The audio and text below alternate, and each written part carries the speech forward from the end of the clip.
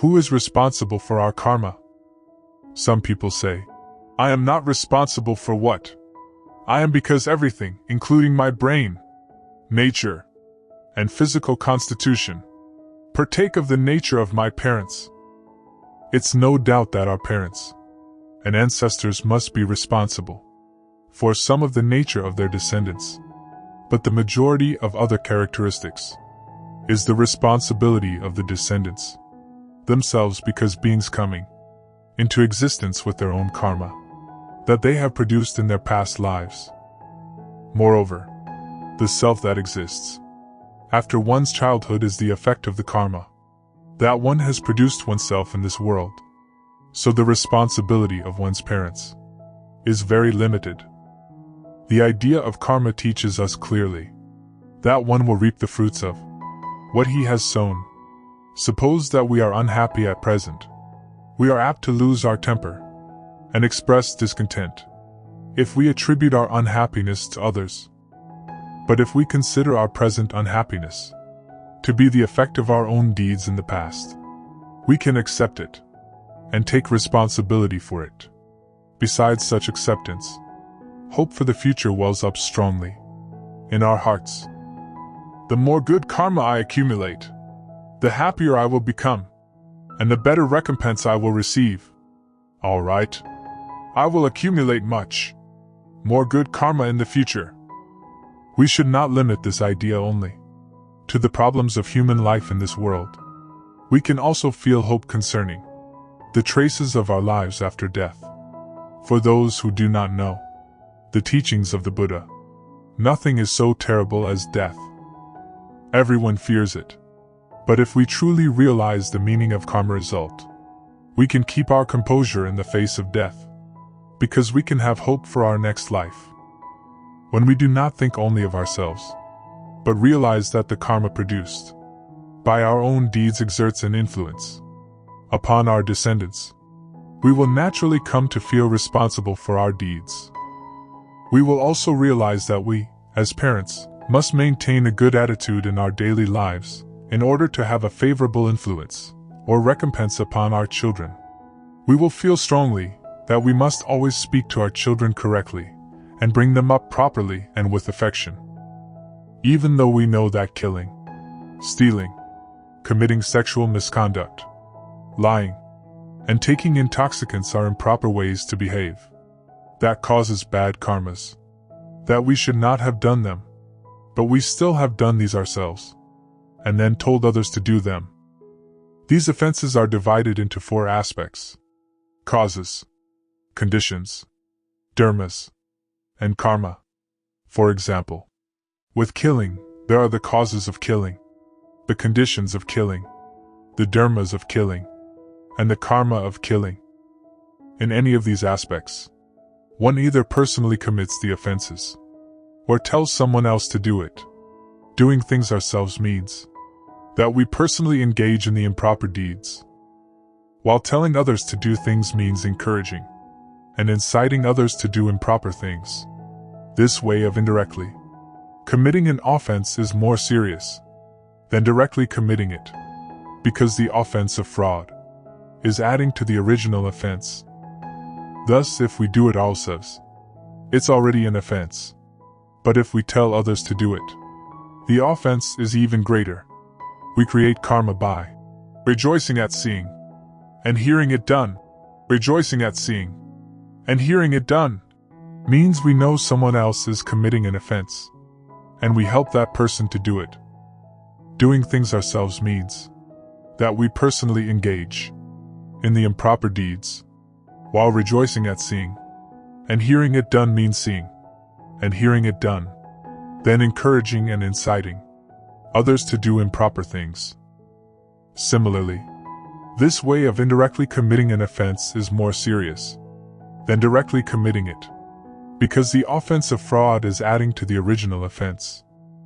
Thus, if we do it ourselves, it's already an offense. But if we tell others to do it, the offense is even greater. Devout Buddhists should always remember that the Buddha, parents, monks and nuns, sutras, and Dharma friends are all that we need on our way to liberation.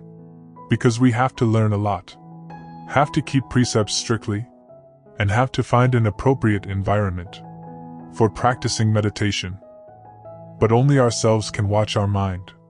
And only ourselves can wipe out the three poisons of desire, hatred and ignorance that have been binding us in the cycle of rebirth since the beginningless time.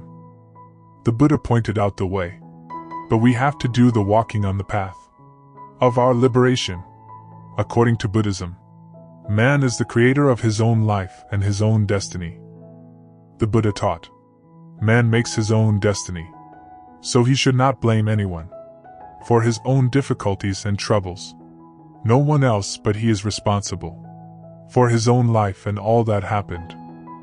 All the good and bad that comes our way in life is the result of our own actions reacting upon us.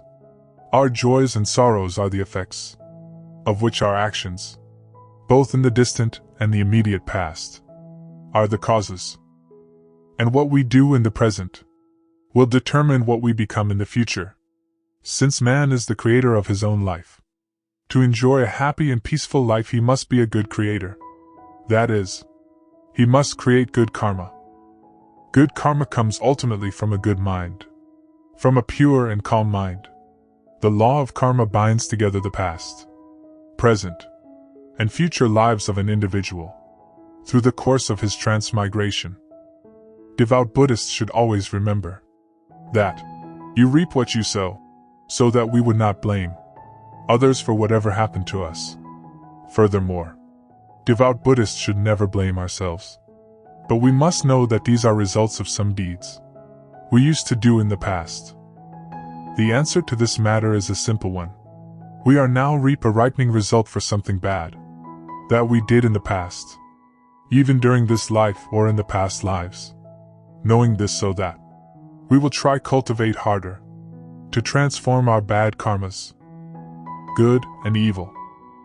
According to Buddhism, good is defined as to accord with the right, and bad is defined as to disobey the right. Good or wholesome is in contrast with evil or unwholesome. Due to the confused mixture of good and bad karma that we have created, sometimes we have wholesome thoughts, and sometimes unwholesome ones. With wholesome thoughts, we vow to avoid evil and do goodness. With unwholesome thoughts, we are eager to do evil and avoid goodness. For endless eons, we have been committing good and evil karmas, doing a few good deeds one day, committing some bad deeds the next day, and then some neutral deeds the day after that. Sincere Buddhists should be very careful in each and every action, walking, standing, lying, and sitting.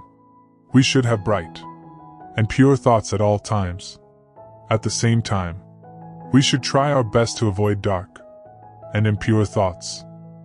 In the Dharmapada Sutra, the Buddha taught, the evildoer grieves in this world, and in the next, he grieves in both. He grieves and suffers when he perceives the evil of his own deeds. The virtuous man rejoices in this world, and in the next, he is happy in both worlds. He rejoices and delights when he perceives the purity of his own deeds. The evil man suffers in this world, and in the next, he suffers everywhere. He suffers whenever he thinks of the evil deeds he has done. Furthermore, he suffers even more when he has gone to a woeful path. The virtuous man is happy here in this world, and he is happy there in the next. He is happy everywhere. He is happy when he thinks of the good deeds he has done. Furthermore, he is even happier when he has gone to a blissful path. Do not associate with wicked friends. Do not associate with men of mean nature. Do associate with good friends. Do associate with men of noble nature. Do not disregard small good, saying, "It will not matter to me." Even by the falling of drop by drop, a water jar is filled. Likewise, the wise man gathers his merit little by little. A fool does not realize when he commits wrong deeds. By his own deeds the stupid man is tormented. like one is lighting fires, wherein he must be burnt one day. Even the royal chariot well decorated becomes old. The body too will reach old age. Only the dharma of the good ones does not decay. Thus the good people reveal to good people.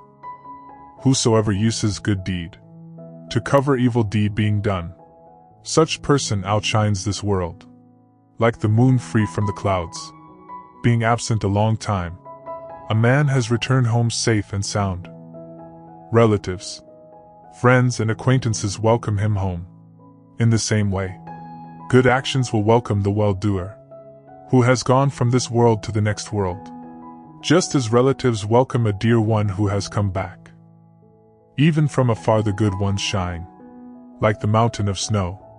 The bad ones even here are not to be seen, like the arrows shot in the night. Better not to do evil deed. Afterward evil deed brings up torment. Better to perform good deed.